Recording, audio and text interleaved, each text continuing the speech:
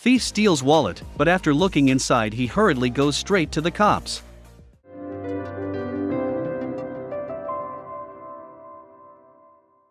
The anxiety started to overwhelm Jake, and he could feel his stomach twist into a knot. Searching the stranger's wallet, he never thought that this is what he'd find. Maybe it was wrong to steal it, but he had fallen on rough times, and he had debts to pay just like everyone else, and let's not even mention his mother's hospital treatment. He had no choice but to turn to petty theft. But he was really regretting picking this mark and taking his wallet. The only thing he could do now was turn it in. Jake Jones was trying to cope in the world of adulthood. He worked hard every day to pay off all the essentials, the rent, groceries, and even his mother's expensive hospital bills.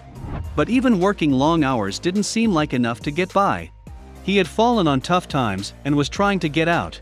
Little did he know that things were going to get worse.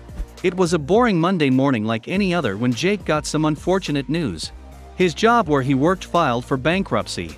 This left Jake's future in uncertainty. He still had the same expenses like every other month, but now he wasn't earning money. He felt his chest tighten as anxiety overtook him. What was he going to do? He had no money saved in the bank, and no way of earning more. There was only one option in Jake's mind. He never thought this was something he'd turn to. He knew this was crossing a line, but what choice did he have? He finished up his very last day of work and decided to console himself with some dinner from a cafe he liked. It wouldn't cost much since he had a coupon he hadn't gotten around to using yet. He got himself a burger and a beer. He didn't want to think about his unforeseeable future and rather turned to the TV that the cafe had. What he saw on the TV made him stop in his tracks. On the TV there was an FBI warning and manhunt for a man that seemed not that much older than Jake.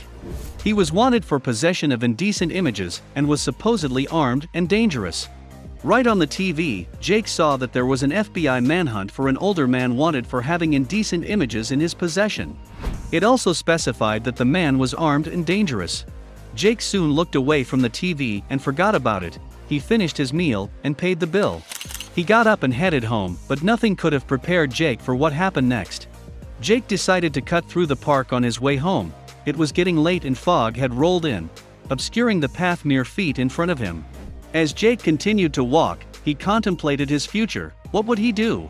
He didn't have any family that he could rely on. Unfortunately for Jake, no one was there to look out for him.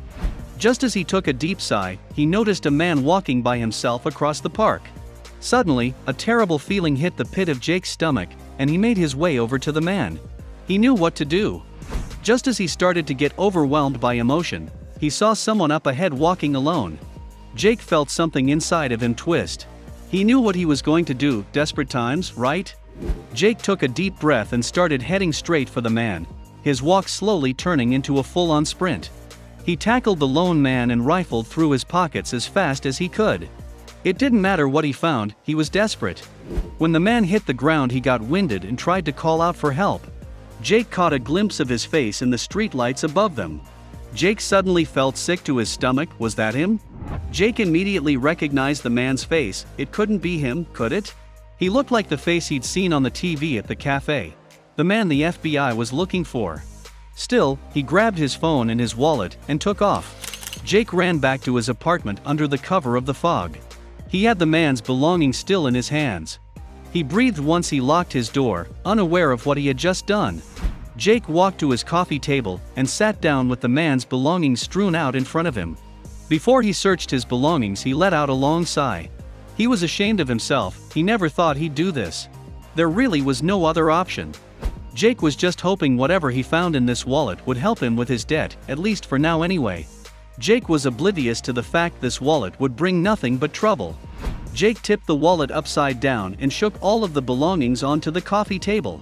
He looked down at the items on the wooden table and starts looking through them.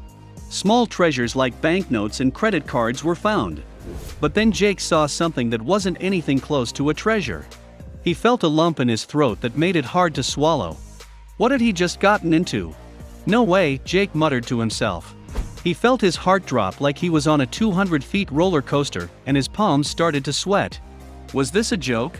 Why did the man have this in his wallet? He felt sick. He had no other option. He had to go straight to the police station. Jake left his apartment and sprinted to the police station. He had no idea what he was going to say or how he was going to explain how he found this wallet, but surely the cops would understand when they looked inside it. They had to. It was their responsibility to ensure people are safe. After Jake gave his statement to the cops, he felt the weight of the world was lifted off his shoulders. But as he handed over the wallet to the cops, Jake knew he was handing over his freedom, his life for the next few years. But Jake didn't care. He had to make sure the cops saw what was inside the wallet. And just like Jake, the cops were equally as lost for words when they looked inside the wallet. Inside was an identification card, and it revealed that the man Jake had mugged suffers from a mild form of autism called Asperger's.